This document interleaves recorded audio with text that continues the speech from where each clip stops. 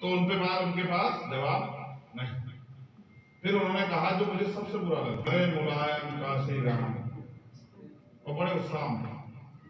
अब सवाल ये है, आदरणीय मुलायम सिंह जी भी एक किसान परिवार में पैदा हुए और प्राइमरी स्कूल के हेडमास्टर, बहुत संघर्ष करके वहां तक पहुंचे, उस कुर्सी से गिराने के लिए उनको तमाम तरह के प्रयास हुए। एक बड़े नेता, एक पिछड़े परिवार के बेटे, जिनको बहुत समस्या का सामना करना पड़ा। मेरे आज भी याद है, जब पिछली बार ह्यूमन रिजर्वेशन बिल कांग्रेस लेके आई तो उन्होंने कहा, आदरणीय शरद यादव जी, लालू यादव जी वो थे कि ये रिजर्वेशन बिल हमारे लाश के ऊपर से आएगा, इतना दम था कहने का।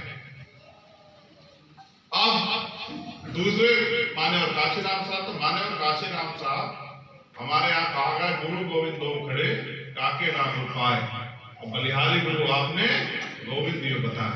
हमारे यहाँ गुरु का दर्जा माता पिता से भी बढ़कर है। भाई बाबा साहब हमारे माता पिता तो नहीं, लेकिन गुरु तो हैं। हम उनका कितना सम्मान करते हैं, अपने जान से बढ़ के करते नहीं करते हैं।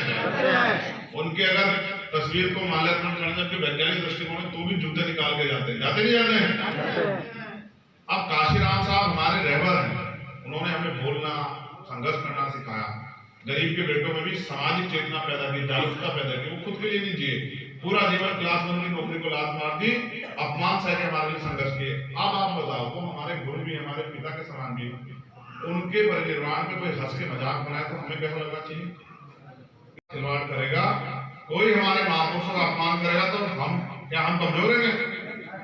तो अभी मैं कल जाऊंगा ना, तो उनके खिलाफ लिखाऊंगा मुकदमा दिल्ली में, और उनको बुलवाऊंगा जेल, और जब आएंगे कोर्ट में तारीख भुगतने के लिए, ऊंचा नीचा बना दिया, वो सारी जिंदगी आपका अपमान करते रहेंगे। भारतीय संविधान किसी को ऊंचा नीचा नहीं बनाता, भारतीय संविधान सबको बराबर बनाता है। कोई हमें अपमानित करने का काम करेगा, हम भी उसे चैन से नहीं बैठने देंगे, चाहे उसका सुरक्षा कवच बनकर आदरणीय मोदी जी क्यों ना खड़े, उनको भी हम बताएंगे कि वो संविधान से बड़े।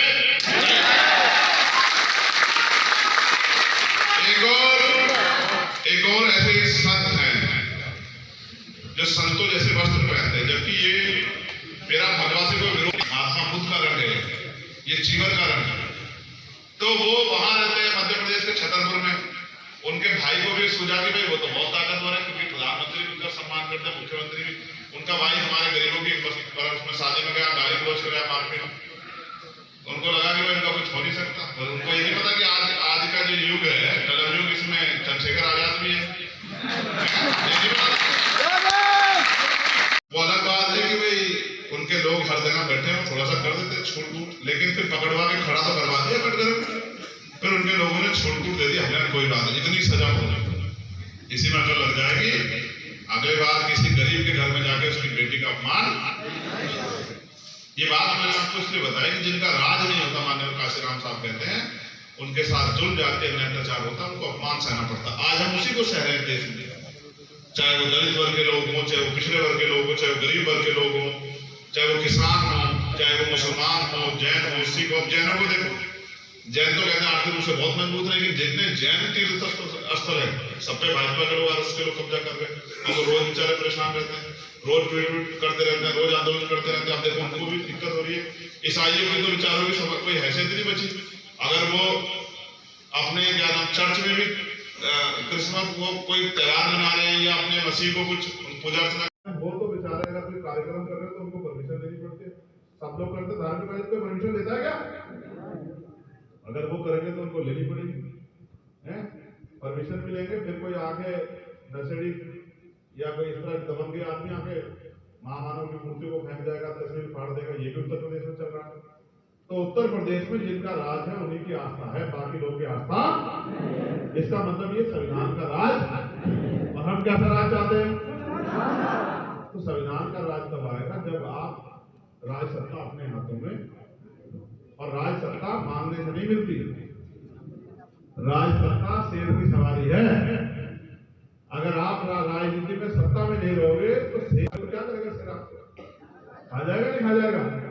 अगर आप शेर की सवारी कर रहे हो तो शेर आपके हिसाब से। तो साथियों, ये तो मैंने अभी आपको समस्याओं से अवगत करा। मेरा काम आपके जख्मों को कुरेदना नहीं है। अब आपको मैं सोल्यूशन बताता हूं कि अगर हम राज सत्ता में आ जाएं तो हम लोग क्या कर सकते हैं।